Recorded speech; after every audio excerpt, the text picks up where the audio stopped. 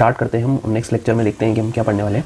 तो देखिए यहाँ पर पर्यावरण और पारिस्थितिकी के जो कुछ डेफिनेशंस को हम देखेंगे, उसके बाद उसकी जो शाखाएं हैं उनका विस्तृत वर्णन करेंगे। तो सबसे पहले समझिए, देखिए इकोलॉजी का मतलब क्या होता है। तो इकोलॉजी अर्थात पारिस्थितिकी का जो शब्द है वो एक जर्मन शब्द है।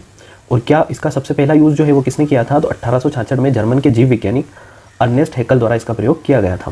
तो ये अर्नेस्ट हैकल है और फिर इन्होंने ही परिभाषाएं सजेस्ट की है। देखिए परिभाषा क्या है, पारिस्थितिकी की जीवों के पारस्परिक तथा वातावरण के साथ उनके संबंधों के वैज्ञानिक अध्ययन के रूप में परिभाषित किया जाता है, जिसमें जीवों और पर्यावरण के जैविक और अजैविक घटकों के बीच संबंध पर अधिक बल दिया जाता है। देखिए कुल मिलाकर यहाँ पर क्या कहना चाह रहा है ये, कि एक जैविक घटक है, जैसे कोई मानव है, इसे हम जैविक घटक कहते हैं, और एक अजैविक घटक है, जैसे वायु ले लीजिए। तो मानव और वायु के बीच जो कनेक्शन है इसी को क्या कहेंगे, पारिस्थितिकी कहेंगे। कैसे कनेक्शन है, तो आपको पता ही है कि हम वायुमंडल से सांस लेते हैं। देखिए यहाँ पर हमें ऑक्सीजन की ज़रूरत पड़ती है, और ऑक्सीजन क्या है, वायु है। तो ऑक्सीजन जो है इसकी ज़रूरत हमें पड़ रही हो, फिर कार्बन डाइऑक्साइड हम मुक्त करते हैं। तो ये कार्बन डाइऑक्साइड कहाँ कंज्यूम हो जाती है, वायुमंडल में कंज्यूम हो जाती है। तो ये जो चक्र है और इनके बीच में जो संबंध स्थापित हो रहा है, इसी को क्या नाम दिया है, पारिस्थितिकी। तो यहाँ पर इन्होंने ये परिभाषा दी थी। देखिए फ्रेंड, नेक्स्ट में हम इनकी शाखाओं यानी कि जो इकोलॉजी की ब्रांचेस है उसको अच्छे से समझेंगे, क्योंकि इनसे क्वेश्चन मोस्टली आते ही हैं। तो देखिए सबसे पहला है स्वपारिस्थितिकी।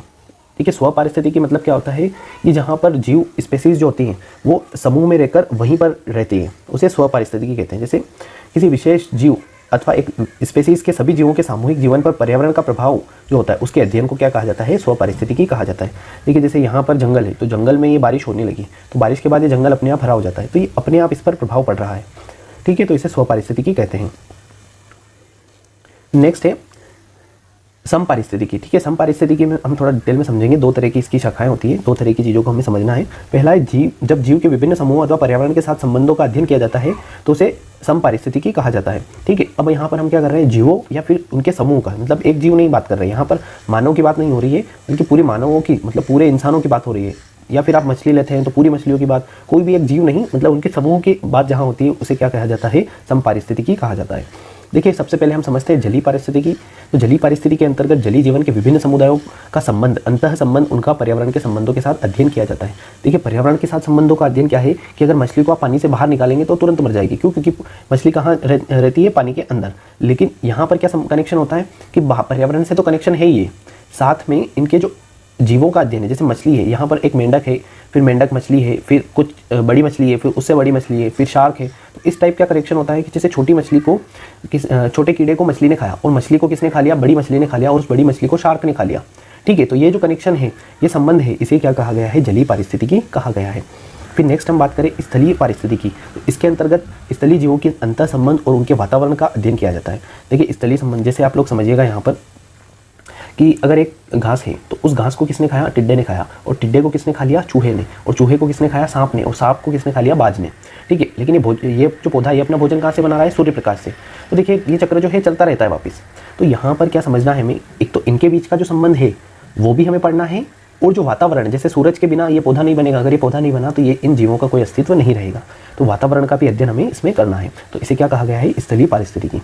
ठीक है, फिर नेक्स्ट है हमारा प्राणी पारिस्थितिकी। आप लोगों को जो हम नॉर्मल बुक्स में पढ़ते हैं वो हमें सिर्फ प्राणी पारिस्थितिकी यानी कि एनिमल इकोलॉजी के बारे में ही बताया जाता है। तो इसके अंतर्गत विभिन्न प्राणियों के आपसी संबंध एवं वातावरण का अध्ययन किया जाता है। ठीक है, प्राणियों की बात करिए, जैसे वही अभी हम लोगों ने बताया आप लोगों को, कि देखिए यहाँ पर क्या बताया है, सबसे पहले होते हैं प्लांट्स, जिसे प्रोड्यूसर कहा जाता है, यही भोजन का निर्माण करते हैं। फिर फर्स्ट पे आते हैं प्राइमरी कंज्यूमर, जो प्रोडक्ट होता है उसको कंज्यूम करते हैं, इसलिए इनके प्राइमरी कंज्यूमर, जैसे पेड़ पौधे घास वगैरह को ये खाते हैं।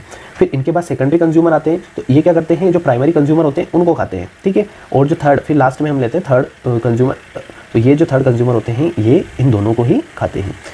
तो आप लोग ध्यान रखिएगा, प्राणी पारिस्थितिकी के अंतर्गत किनका अध्ययन किया जाता है, तो प्राणियों के आपसी संबंध का। ठीक है, प्राणियों के आपसी संबंध का।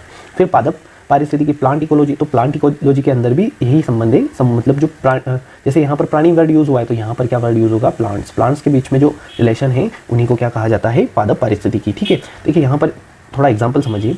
मान लीजिए दो पेड़ आपस में पास है। ठीक है, दो पेड़ पास में हैं, तो जब ये दोनों पेड़ ग्रो होने लगेंगे तो इनमें से क्या होगा, कंपटीशन होगा। यहाँ पर पानी है तो पानी को खींचने के लिए यहाँ पर कंपटीशन होगा, तो इन दोनों में से एक पेड़ का विकास क्या होगा, रुक जाएगा। लेकिन यही हम बात करें कि यहाँ बीच में छोटे छोटे प्लांट्स लगा दें, तो क्या होगा, ये प्लांट्स इन दोनों को बैलेंस कर देंगे, और बैलेंस करने से क्या होगा कि ये जो दोनों पौधे थे वो धीरे धीरे ग्रो होंगे, लेकिन साथ में ही ग्रो होंगे। तो इन्हीं के बीच का जो संबंध है वो हमें पढ़ना है। नेक्स्ट हम बात करें आवासीय पारिस्थितिकी और तो देखिए इसके अंतर्गत जीवमंडल के में पाए जाने विभिन्न जो जीवधारी हैं उनके प्राकृतिक आवास और उनके वातावरण के बीच संबंधों का अध्ययन हमें इसमें करना रहता है। देखिए यहाँ पर इमेज से थोड़ा समझिए इसको कि सबसे पहले तो हम देखते हैं शेर को। देखिए शेर है, इसमें क्या होता है, शेर और फिर उसका एक ग्रुप बना, फिर उसके बहुत सारा बड़ा झुंड बना और फिर ये झुंड क्या हो गया, बहुत सारे लोग मतलब जानवरों का शिकार करते हैं और ये क्या है, अपनी अर्थ है जिस पर ये रहते हैं। शेर को आप मंगल ग्रह पे ले जाएंगे तो वो जिंदा नहीं रहेगा। लेकिन यहाँ पर देखिए शेर जो पॉपुलेशन है, सबसे पहले ऑर्गेनिज्म आता है, फिर उसके बाद पॉपुलेशन होती है, फिर कम्युनिटी बनती है, फिर इकोसिस्टम बनता है, फिर उससे क्या बनता है, बायोस्फीयर बनता है। तो ये जो होते हैं ये अपने आवास पर रहते हैं। तो इन्हीं आवास का जो अध्ययन होता है उसे हम आवासीय पारिस्थितिकी में काउंट करेंगे और इसका हमें डिटेल में पढ़ना है। फिर होता है देखिए कभी कभी इनके शिकार की वजह से इनको संरक्षण देना पड़ता है, तो संरक्षण पारिस्थितिकी के अंतर्गत हमें उनको रखना पड़ता है। ठीक है, तो यहाँ पर आप लोगों को क्या याद रखना है, आवासीय पारिस्थितिकी जो नेचुरली जहाँ पर ये रहते हैं, जैसे शेर जंगल में रहता है नेचुरली तरीके से, लेकिन ज़्यादा शिकार होने की वजह से उसे कहाँ लाया जाता है, जू में लाया जाता है। तो ये जू क्या हो गया, उसका संरक्षण केंद्र हो गया। तो संरक्षण उसको हम काय में काउंट करेंगे, संरक्षण पारिस्थितिकी में।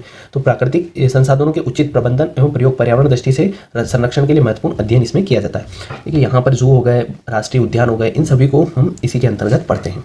नेक्स्ट है हमारा विकिरण पारिस्थितिकी, जिसे रेडिएशन इकोलॉजी कहा जाता है। ठीक है, इसके अंतर्गत विभिन्न विकिरण एवं रेडियो सक्रिय पदार्थों का पर्यावरण और जीवधारियों पर पड़ने वाले प्रभावों का अध्ययन किया जाता है, जैसे मानव पारिस्थितिकी इसके अंतर्गत है। ठीक है, यहाँ पर क्या होता है, जैसे आप लोगों ने कभी गौर करा हो तो पक्षियों की चोंच को देखना, तो इनकी चोंच जो होती है वो अलग अलग होती है। क्यों होती है, जिस तरह के जीव खाते हैं, जो भी इनके लिए बेनिफिशियल होता है उनके अकॉर्डिंग ये ढल जाती है। जैसे हम इंसान हैं तो हमारे अंदर अलग अलग चीज़ें, और जैसे आप लोगों ने देखा हो कभी कभी कि पहले जो होती थी एक कोयल जलाते थे हम, और उससे क्या होता था, मच्छर मर जाता था। लेकिन आजकल हम ऑल आउट का यूज़ करते हैं। ऑल आउट हो गया, आपके बहुत सारे ऐसे मशीन्स का यूज़ करते हैं। लेकिन अगर आप कोयल जलाओगे तो वो नहीं मरेगा। क्यों नहीं मरेगा, क्योंकि कोयल से क्या हो गया, वो यूज्ड हो गए, उसके रेडिएशन को उसने अपने शरीर में एब्जॉर्व कर लिया, इसलिए आप कोयल जलाने का कोई मतलब रहा नहीं है। तो इसी को किसमें लेते हैं हम, विकिरण पारिस्थितिकी, इसको भी हम अच्छे से डिटेल में समझेंगे। फिर नेक्स्ट है हमारा मानव और उसके प्रभाव पर बनने वाले विभिन्न वातावरणों का अध्ययन हम और डिटेल में करेंगे। तो फ्रेंड्स ये थी हमारी इकोलॉजी इन्वायरमेंट की क्लास। इसमें हमने आज सेकंड लेक्चर कंप्लीट किया है। आई होप कि वीडियो आप लोगों के लिए हेल्पफुल रहे। थैंक यू फ्रेंड्स, मिलते हैं नेक्स्ट वीडियो में।